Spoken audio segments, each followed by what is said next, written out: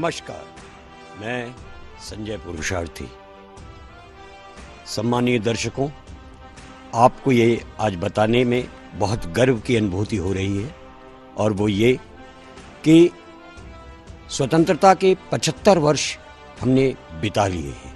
हमारे देश के यशस्वी प्रधानमंत्री माननीय नरेंद्र मोदी ने इस 75वें वर्ष को पूरे एक वर्ष तक आज़ादी के अमृत महोत्सव के रूप में मनाने का संकल्प लिया और उस क्रम में उन्होंने देश के एक एक व्यक्ति को जोड़ना चाहा है और वो चाहते हैं कि आपके अंदर देशभक्ति का जो भी क्रम हो उससे आप अपने देश प्रेम को सामने लाएं। और उसी क्रम में दूरदर्शन केंद्र इलाहाबाद आपसे जुड़ रहा है।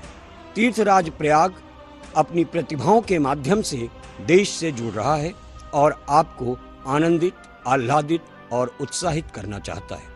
आज की पहली प्रस्तुति माटी के सोंधेपन का आपको कहीं न कहीं अनुभव कराती हुई दिखेगी।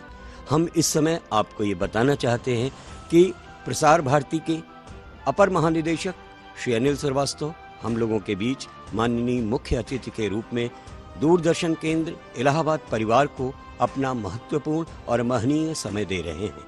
हम उनका एक बार फिर अभिनंदन करते हैं, स्वागत करते हैं इन शब्दों के साथ कि आप यहाँ आकर पधारे, आपका शुभ स्वागतम। आप यहाँ आकर पधारे, आपका शुभ स्वागतम। मेरे पौधे और लताएं कर रही हैं स्वागतम, आपका शुभ स्वागतम, आपका शुभ स्वागतम। इस क्रम में मैं आपको बताना चाहता हूँ दर्शकों, आइए आपको अब जिन कलाकारों से जोड़ रहे हैं उसमें देश की एक उभरती हुई उदीयमान प्रतिभा के रूप में प्रयागराज की एक ऐसी बेटी जो माननीय यशस्वी प्रधानमंत्री नरेंद्र मोदी जी के उस संदेश को कहीं ना कहीं आगे ले जा रहे हैं दूरदर्शन केंद्र इलाहाबाद की इस पहल के माध्यम से कि जन जन को जोड़ा जाए, मन मन को कहीं ना कहीं टूटने से बचाया जाए।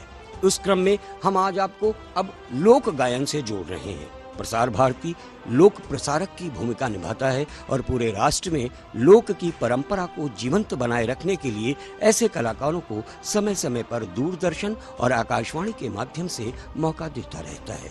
आज इस कार्यक्रम में हमने आमंत्रित किया है ऐश्वर्या श्रीवास्तव, जो कि एक लोक गायिका के रूप में अपनी खासी पहचान बना रही हैं।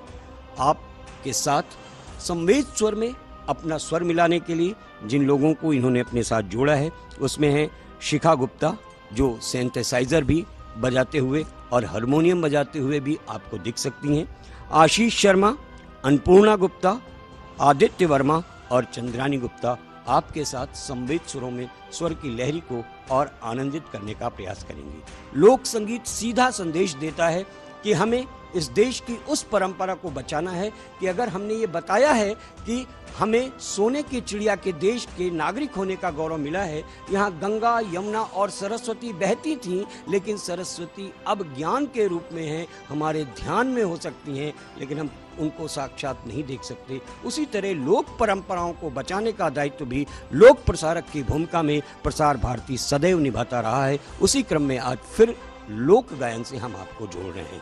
लोक गायन के क्रम में ये बात इन पंक्तियों से आपको समझना होगा कि हमारे प्रधानमंत्री जी का सीधा संदेश है कि खून जलाकर ही अगली पीढ़ी का कर्ज चुकाना होगा।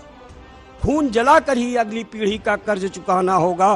खून बहाकर बच्चों पर उपकार नहीं हो पाएगा। खून बहाकर बच्चों पर उपकार नहीं हो पाएगा। मन की बात अधर तक आना, आंसू बनकर बह जाना, इन गूंगे संकेतों से उद्धार नहीं हो पाएगा।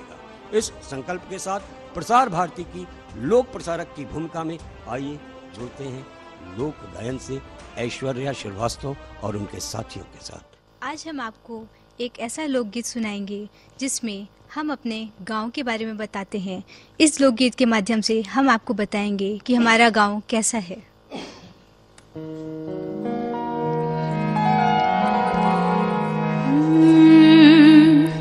पिपरा के शीतल छैया,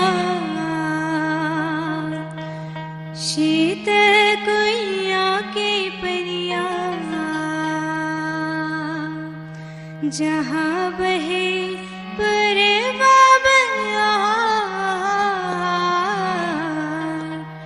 वही बाटे गौआ हमार। शीतल